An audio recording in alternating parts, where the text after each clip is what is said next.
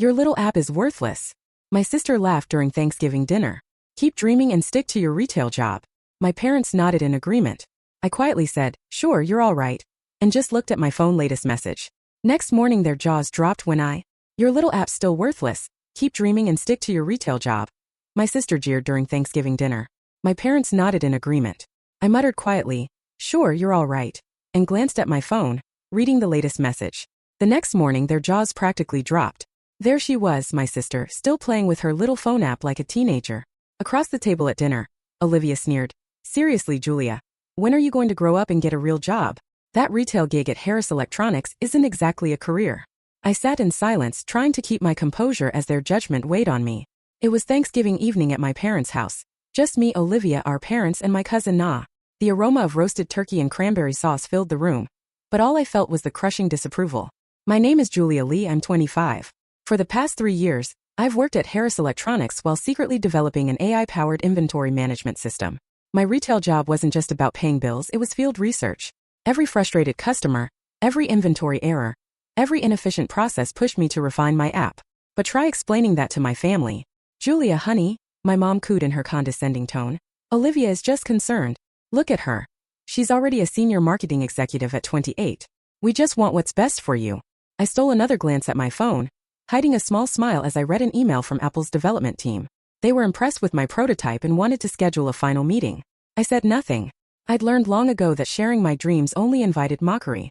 She's probably just playing games again, Olivia laughed, reaching for another dinner roll.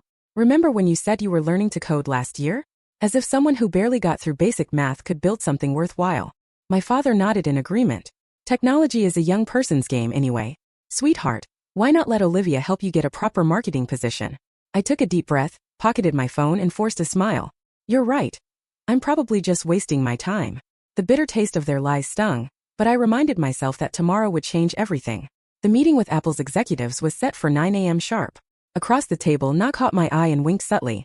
She was the only one who truly understood what was happening, and her quiet support meant the world to me. As my family continued their dinner, laughing and chatting as if they hadn't just crushed my dreams, I felt that familiar ache in my chest. It reminded me of all the times they dismissed my ambitions. I'd always been the odd one out. Growing up in Albuquerque, Olivia thrived socially and brought home perfect report cards, while I spent countless hours in my room, fascinated by computers and technology. My dad said I was hiding, but I was learning, teaching myself to code through online courses and endless late-night debugging sessions. Remember when I tried building that website for Mom's book club? Olivia cut in. What a disaster that was. What they didn't know was that disaster was my first real coding project. Sure, it was clunky and imperfect, but it taught me invaluable lessons in user interface and database management that I'd later use in my app.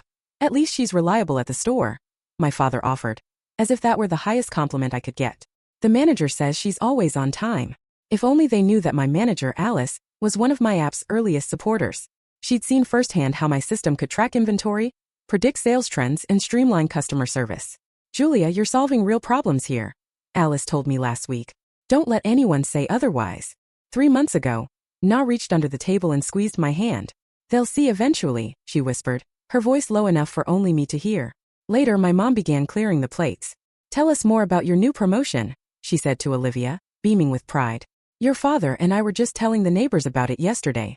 I carried dishes to the kitchen, remembering all the nights I'd poured over my app after long retail shifts, fueled by coffee and determination. The neighbors might hear about Olivia's promotion, but tomorrow they'd read about my success in the morning news. My phone buzzed again. Another email from Apple confirming tomorrow's meeting.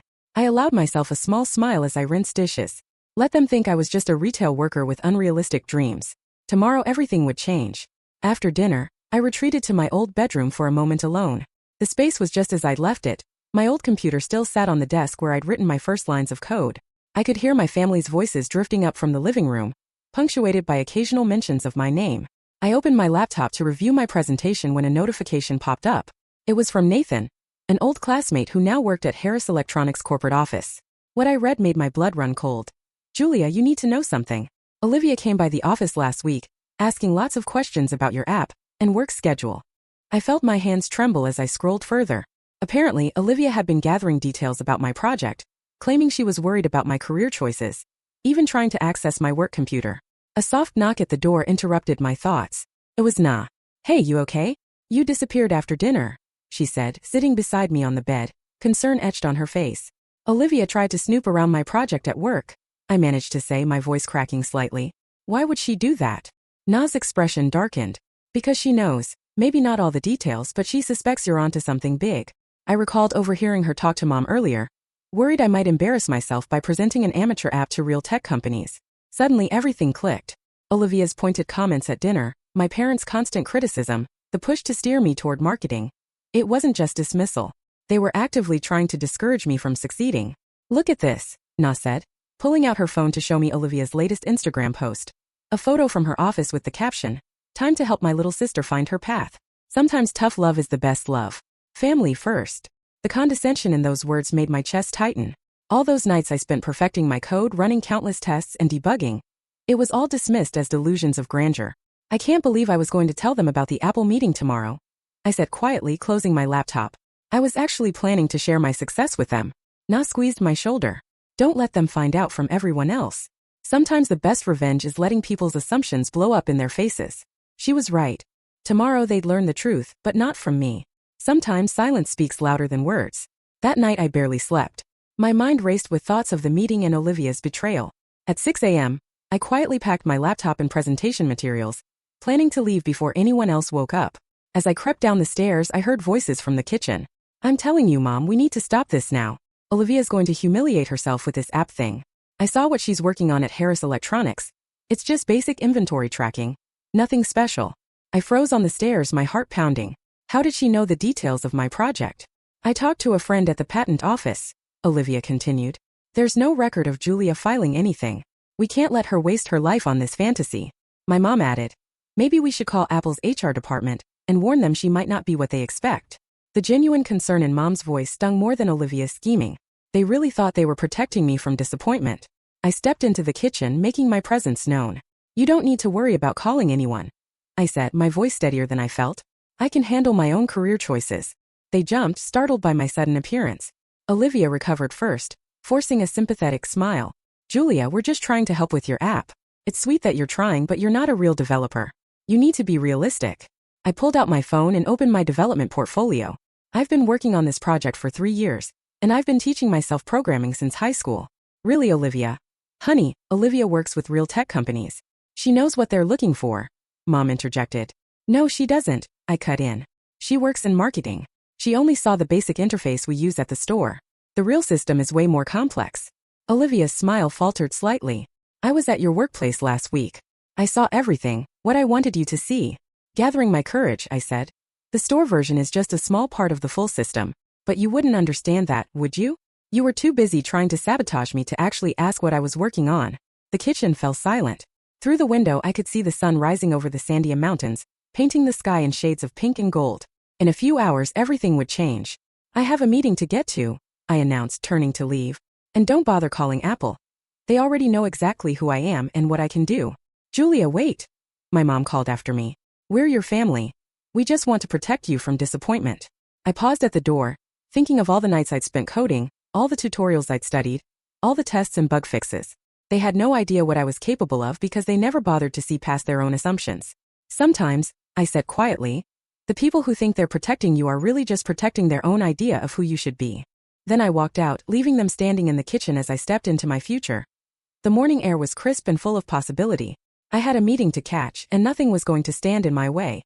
The lobby at Apple headquarters, an expanse of glass and polished steel, was almost intimidating. As I waited, my phone buzzed nonstop with texts from my family. I ignored them all except one from Na. They're freaking out. Olivia's been calling everyone trying to figure out what's happening.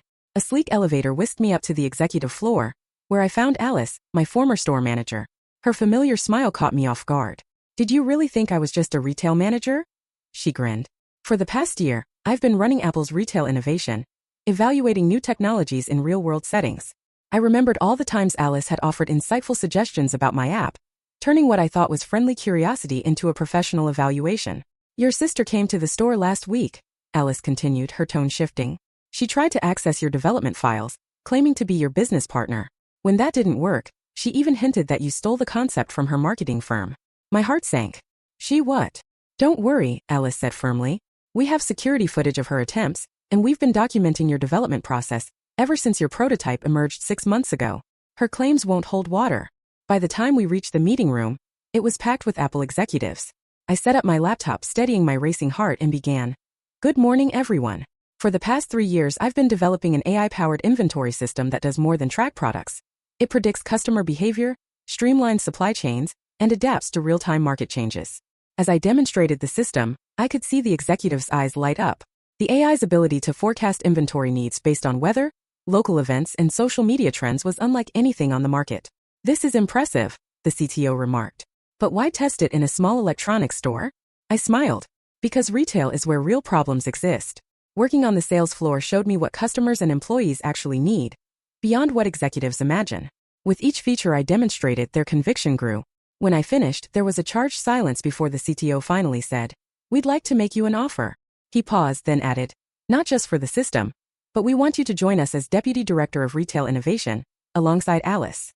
The number he wrote on the whiteboard took my breath away. It was more than my entire family earned in a year. Alice then added, "We plan to implement your system in all Apple stores and partner retailers by next quarter." I nearly couldn't believe it. The announcement was set for tomorrow morning, and partner retailers, including the Harris Electronics franchise where my family's store operates, would have to use my system, the very one they once dismissed as a waste of time. As I signed the preliminary paperwork, my phone buzzed again. A message from Nina. Olivia's in full panic mode. Her company's biggest client is Apple, and they're announcing a major retail tech acquisition tomorrow. She's worried about her marketing contracts. I tucked my phone away with a quiet smile. Tomorrow couldn't come soon enough. That evening, back in my hotel room, I reviewed the final acquisition documents when my phone erupted with notifications. Olivia had discovered that her firm's latest project, a complete retail technology overhaul, was on hold pending Apple's announcement. One message read, "Julia, we need to talk. This is serious. Please call me." Before I could turn off my phone, it rang. It was Alice. "Just a heads up, your sister's firm has been digging for details about tomorrow's announcement. She's claiming she needs to protect your family's interests. I've already blocked 3 of her calls." I sighed, rubbing my temples. She's probably just worried about her contracts. Alice hesitated. "Actually, Olivia's been telling everyone she helped develop your system, claiming she provided the core marketing concepts that made it work." My fists clenched as memories of being overshadowed by her flashed through my mind. Every achievement minimized, every dream mocked. There was more. "Your parents' store isn't just any Harris Electronics franchise," Alice continued. "Our records show it's one of the top-performing locations in the Southwest. They've been using that success to block smaller competitors from entering the market." The revelation hit me hard. All those times they dismissed my retail job, they had been profiting from the very industry they ridiculed. My phone buzzed once more. A message from my father. "Just heard about Apple's announcement tomorrow. Olivia says it might affect our store. What do you know about this?" Before I could reply, another message came from Mom. "Honey, please tell Olivia she can help fix whatever problem you've created. She has connections." A familiar sting filled my chest, but this time it was mixed with determination. For years they had used their success to undermine me. Tomorrow that would change. I called Nana to fill her in. "Your sister's been calling everyone at Apple, desperate to learn what's happening, and our parents are beside themselves about their store," I said softly. "They should be. My system doesn't just track inventory. It exposes unfair market practices, like when big franchises block smaller ones." After a pause, Na asked, "So when your system goes live, it'll flag their store for anti-competitive behavior?" I took a deep breath. "Exactly. They'll have to change their operations, just like every other franchise." "Are you sure about this?" Na whispered. "Families shouldn't tear each other down." "I'm not doing this for revenge," I replied. "The system highlights practices that hurt small businesses. My family will have to adapt, just like everyone else." Later that night, as I prepared for bed, I thought about tomorrow's announcement. My family would learn about my success not in a quiet conversation, but through a public revelation that would shatter their comfortable world. Sometimes karma comes in the form of a software update. The next morning, I sat in Apple's press conference room, watching the live stream on multiple screens. The CEO described how our new AI system would revolutionize retail management. I caught sight of my family's shocked faces among the Harris Electronics franchise owners attending virtually. "This innovative system," the CEO declared, "was developed by our new Deputy Director of Retail Innovation, Julia Lee, who spent 3 years perfecting it while working in retail." The live feed captured every reaction, my mother's coffee cup slipping from her grasp, my father's face turning pale, and Olivia's expression shifting from confusion to outright horror as she realized the implications. The CEO explained further how the system would ensure fair market practices across all franchises. I watched as my parents exchanged worried glances, likely thinking of their territory control tactics soon to be exposed. My phone lit up with a message from Olivia. "You need to stop this now. Do you know what this will do to Mom and Dad's business and my marketing contracts? I left her message unanswered. The presentation continued with Alice outlining the system's features. Starting next week, this will be the mandatory management system for all Harris Electronics locations. No exceptions, she announced. I thought of all the times they had laughed at my little app and told me to stick to retail. I had stayed in retail, and now retail was coming back to them in ways they never expected. In the days following the announcement, my family's carefully constructed world began to crumble. Their Harris Electronics store was flagged for multiple anti-competitive practices, forcing immediate operational changes. Olivia's marketing firm lost several major contracts as clients switched to agencies experienced with the new system. I received a long email from Mom, mixed with guilt for dismissing my abilities, fear over their business future, and a desperate plea for help. Dad called twice, his voicemail shifting from angry accusations to humble apologies. As expected, Olivia tried a different approach. She showed up at Apple's offices, claiming she had critical insights about the system's development. Security footage later showed her being politely but firmly escorted out, after Alice presented documented evidence of her previous attempts to sabotage my work. Na visited me in my new office that afternoon, which offered a stunning view of downtown Albuquerque. "How does it feel?" she asked, gesturing to my nameplate. Julia Lee, Deputy Director of Retail Innovation. "Surreal," I admitted, gazing at the distant Sandia Mountains. Then my phone buzzed with another message, from my parents, asking if we could meet to discuss helping them transition to the new system. I set my phone face down on my desk and focused on the future ahead. Sometimes the best revenge isn't about getting even. It's about moving forward and letting others face the consequences of underestimating you.